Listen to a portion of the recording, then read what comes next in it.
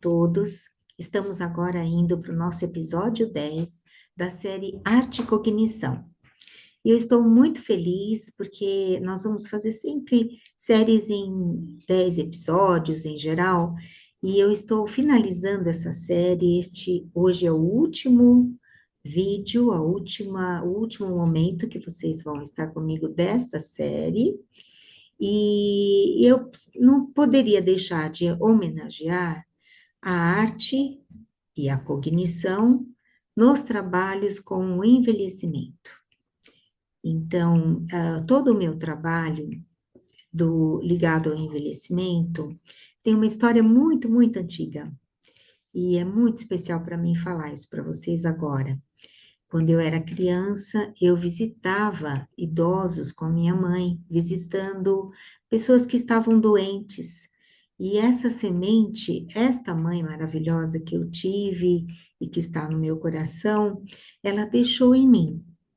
Então, primeiro, eu senti um chamado para trabalhar com idosos, mas modificando as possibilidades, porque sou terapeuta ocupacional, gostaria de abrir possibilidades de desenvolvimento, de felicidade, de alegria, mas ao mesmo tempo, eu perdi minha mãe, eu tinha 15 anos, e eu queria também entender essas doenças que geravam uma degeneração no cérebro. E antes mesmo de tentar entender essas doenças, eu estudei muito a cognição, são muitos anos, eu estou formada desde 1980 como terapeuta ocupacional, e sempre com essa vertente da arte, mas eu estudei protocolos muito científicos de trabalhos e a ciência foi se desenvolvendo e a medicina, os processos de intervenção com essas populações, né, com idosos a partir de 50 anos para cima, foi tendo uma mudança de paradigma, onde passou-se da intervenção, em casos já mais graves, para prevenção. Então, eu vivi toda essa experiência, né? Então, comecei primeiro a estudar neuropsicologia no Hospital São Paulo, depois eu fui para o Hospital das Clínicas, e antes eu atendia patologias que não eram ligadas propriamente ao envelhecimento, mas depois, no Hospital das Clínicas, eu entrei num grupo de doenças cognitivas e do comportamento e já havia atendido pessoas com demências e também com arte. As funções cognitivas, elas são perdidas paulatinamente nas patologias.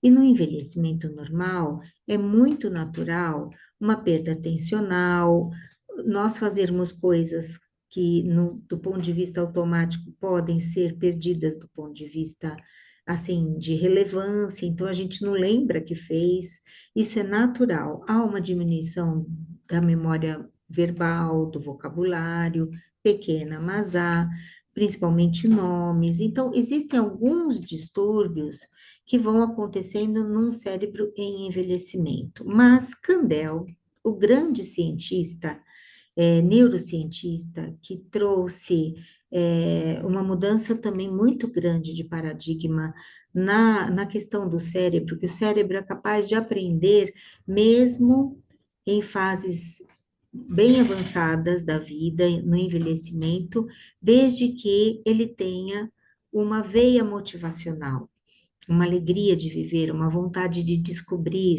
de ir além. E nesses estudos eu fui entendendo que eu podia oferecer mais para eles, mas ao mesmo tempo eu percebia que era uma passagem lenta para a morte, para a finitude.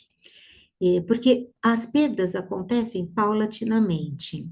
Mas por que não oferecer a essas pessoas recursos para que essas perdas sejam mais lentas e que ele tenha uma vida mais saudável, o máximo possível próximo do normal, não é mesmo? E à medida que for perdendo, vamos adaptando.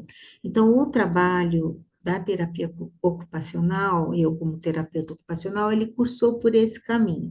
Ao mesmo tempo, eu fui estudando a prevenção, das funções cognitivas, e há mais de 15 anos eu venho trabalhando com isso, né, nesse novo paradigma.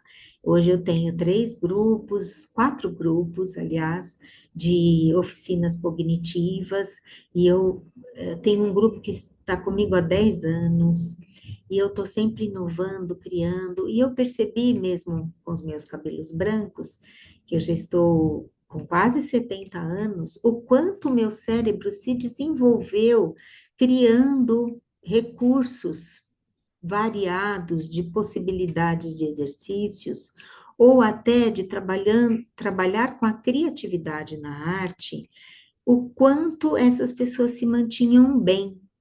E é por isso que eu estou trazendo esse tema para a nossa série também.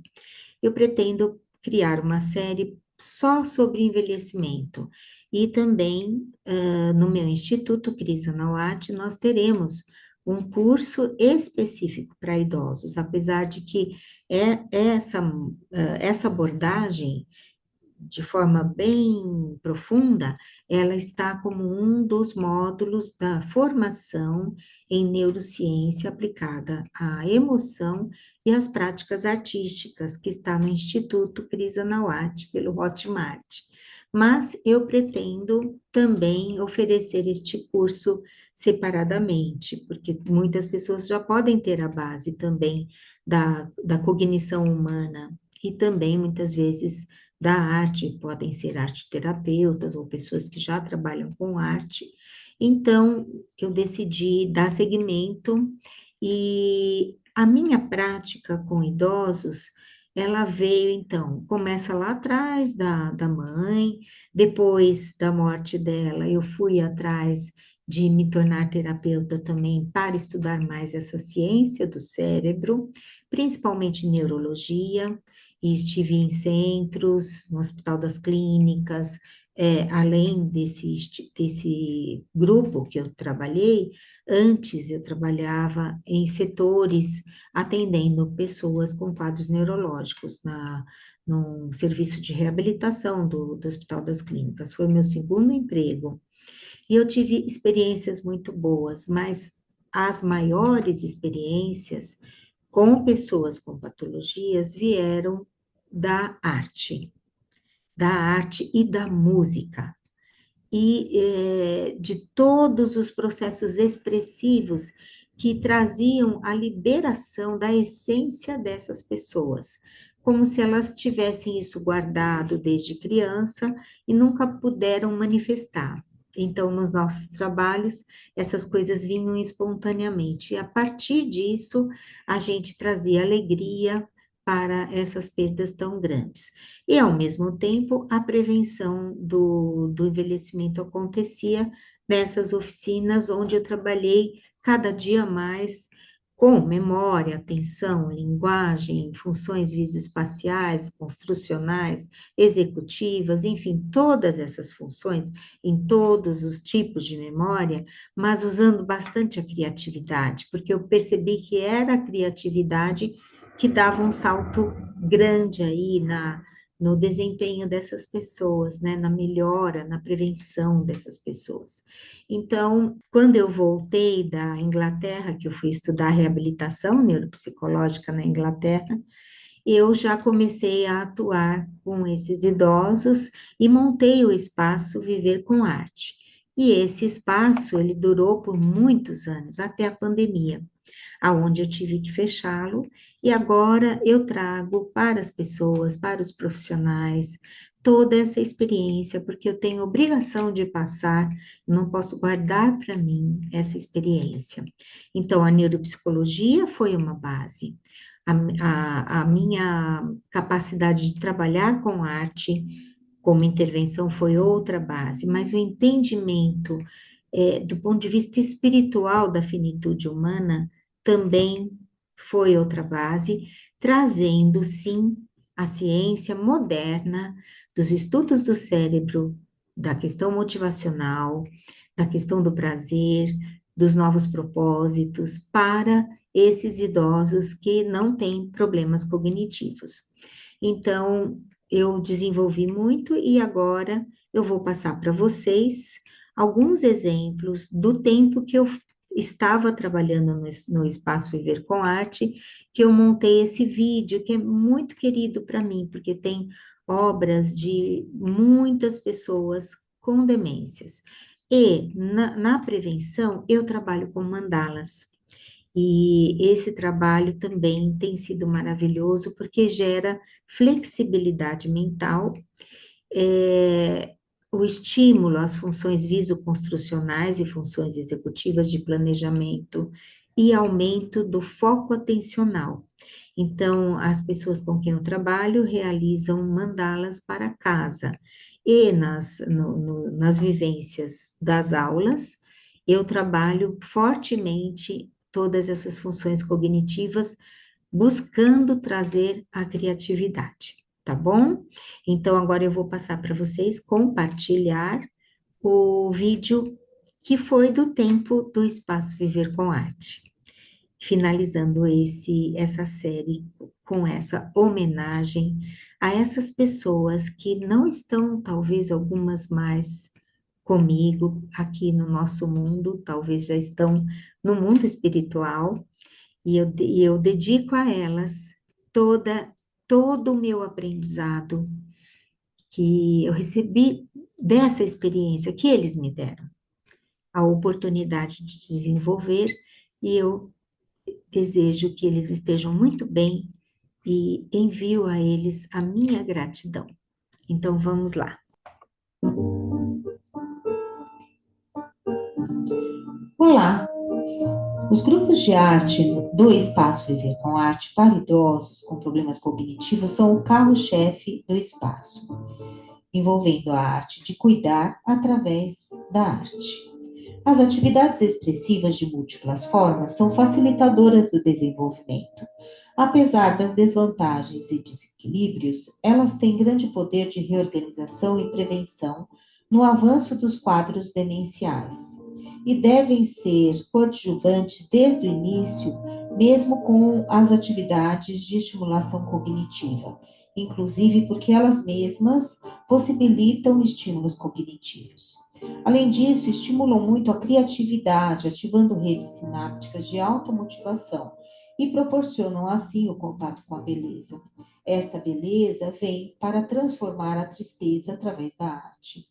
No espaço, o ambiente é acolhedor, organizado a partir desta beleza, com muita arte, cores, alegria e natureza. E esses estímulos se tornam catalisadores, coadjuvantes neste trabalho. Daí o nome Espaço Viver com Arte, um espaço onde a vida é trazida pela potência da arte e a relação de afeto é constante. Trabalhamos numa linha contínua, onde, através da nossa análise, conduzimos a análise do indivíduo sobre sua expressão, e assim ele tem a oportunidade de realizar suas produções. Quando não é possível trazer a recuperação pelo treino da função em si, a arte vem para acalentar o ser de outra forma. Neste momento, as tintas, materiais, traçados e formas falam por si só e ordenam os fios dos afetos que foram trazidos de um outro lugar, do campo energético superior de cada ser, do universo maior. As produções, mesmo não sendo o esperado pelas famílias, elas podem ser vistas, contempladas e valorizadas pela sociedade. Estas atividades mostram que existe vida depois do Alzheimer e que outras patologias cognitivas progressivas também podem ser assistidas por estas atividades. Mesmo que não sejam as mesmas de antes, podem ser agradáveis e alegres, respeitando suas características e trazendo poesia, sorrisos e esperança para um caminhar mais leve e colorido através do domínio da arte. Venham fazer parte deste processo criativo de dualidade maravilhosa e tragam seus familiares que necessitem deste trabalho. Estamos à disposição para maiores esclarecimentos. Grande abraço, até mais. Esse espaço viveu por muitos e muitos anos, em diversas casas com jardins, com animais, trazendo o afeto catalisador, ambiente acolhedor, com muita arte, muita alegria, muitos quadros, muita música, expressões espontâneas, cantos, cânticos deles. Foi assim a mais linda experiência profissional, de vida profissional que eu tive. E eu quero sim sempre compartilhar essa experiência e agradecer a eles, né? Mas vocês viram que tem muito mosaico, né? E o mosaico, mesmo que eles não tenham a intenção, mosaicos e mandalas, mesmo que eles não tenham a consciência de que eles estão trabalhando o interno deles, organizando a psique, os mosaicos reconfiguram a vida. Esse é o simbolismo do mosaico. Como a mandala, ela traz uma sensação de plenitude e de identidade. Eu que fiz. Esta sou eu.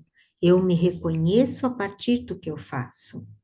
Então, queridos, assim, eu agradeço imensamente. Vocês viram que tem algumas pinturas que são mais artes abstratas, então eram traçados de pinturas totalmente espontâneos, porque essas pessoas não tinham mais condições de fazer uma cópia, de fazer um desenho. Alguns só conseguiam pintar, alguns não conseguiam mais usar tintas, mas lápis de cor sim. Há uma degeneração que vai acontecendo ao longo do trabalho com a arte e que nós vamos adaptando. Isso demanda um saber profissional, uma experiência. Esse saber precisa ser passado, não é qualquer pessoa que faz um trabalho desses, e é uma intuição também, né? Do quanto essa pessoa está bem, se ela chegou bem, se ela vai se organizar com esse trabalho. Então, tudo tem um pensar clínico muito importante, mas acima de tudo, é esse afeto que está lá atrás, que eu aprendi com a minha querida mãe. Só posso agradecer também. Então, eu acho que também a arte, ela me ajudou muito quando eu perdi a minha mãe. E a arte me trouxe a beleza, e a beleza é que substituiu a minha tristeza. Então, eu vejo nos quadros progressivos, não, no envelhecimento é um pouco triste, porque são muitas perdas também de trabalho, de condições sociais, individuais, de saúde, mas a perda cognitiva é algo muito doloroso para o ser humano. E ele sente que ele está perdendo o domínio de si mesmo. Então, assim, trazer alegria nesse momento, a partir da arte, da música, das expressões, amaina um pouco essa dor que lá dentro deles existe, não só neles, como também nas famílias. Então, quero deixar aqui essa mensagem nesse último vídeo e assistam os outros episódios que estão muito interessantes, que falam da cognição de diversos aspectos. A gente tem a cognição que se desenvolve pelo convívio com a natureza, a parte de percepções, o contato com o espaço, as questões de atenção, as questões de contato com imagens e acesso ao inconsciente. Gente, tá muito bonito, toda a série tá bonita, e eu espero vocês também nos outros episódios. Deixem comentários lá no YouTube e estejam presentes sempre comigo aqui no canal para fazer crescer esse canal e essas mensagens chegarem a muitas e muitas pessoas, tá bom? Então, obrigada pela presença de vocês aqui na série e aguardem novidades que chegarão, tá? Um grande abraço. Tchau, tchau.